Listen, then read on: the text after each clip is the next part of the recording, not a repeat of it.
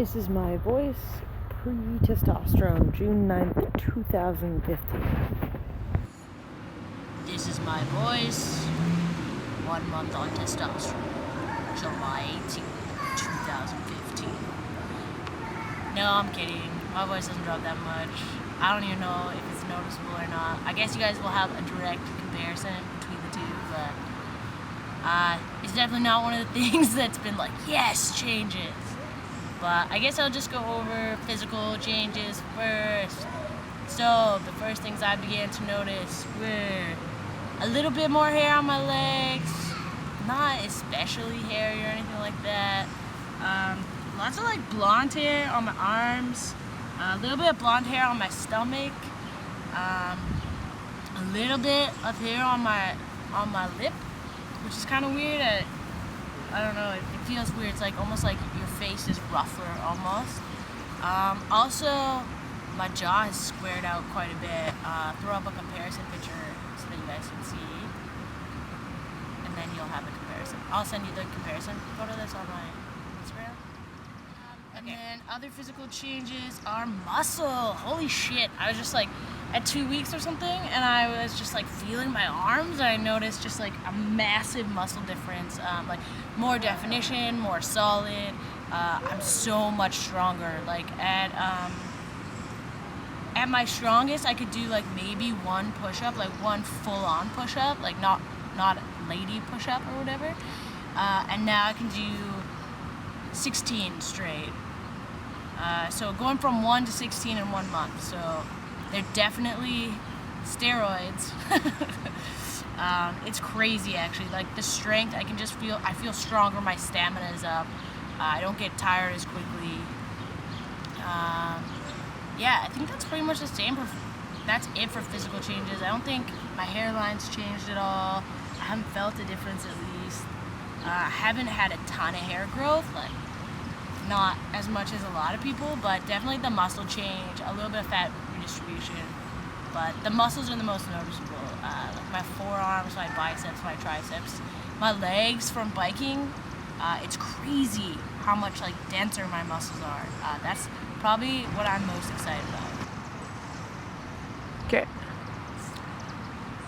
So emotional changes. I didn't really notice anything in the first couple weeks, but it was probably around week 3 or so that something shifted. I'm not sure how to explain it, but I had like an encounter that normally would have made me really upset, like cry, and I just kind of was deadpan. Like I don't want to say I couldn't feel, but it's like instead of like having a physical reaction to an emotion, it went to my head. So instead of it being like emotional driven, it was thought driven. So I could think about the situation that was happening, and I knew I was upset. Like I was like, I'm upset about this, but there was no physical reaction. From someone who's like lived their entire life from emotion, it was a very surreal feeling. Like it's very strange to suddenly go to my head instead of my heart. It's kind of neat. Like I feel like I have more control. Other things emotionally, I'm so much more confident. Like, to be completely honest, going on testosterone is horrifying. Like, you don't know what you're gonna look like, what's gonna happen. Is this the right thing? Am I wrong? I mean, I think everybody questions whether they're right about it or not. But it was definitely like week 2, I was like, holy fuck, this was the right thing. Like, everything that was happening, even like subtle changes, were just made me feel more confident. I walk more confident, I talk more confident, I just feel better about myself. It's just like, it's kind of unbelievable actually. What else? Oh, sex drive. It's kind of awkward thing to talk about. I'm not really I don't necessarily think my sex drive has gone up, but the way I think about people is different. Like, how to explain this? Like, okay, before it was like, if somebody who I found attractive was walking by, it'd be like, I'd notice, okay, and maybe I would think about it, but it wouldn't really go much past that. Like, oh, that's a good-looking human being, and then they'd leave, and it would be done, you know?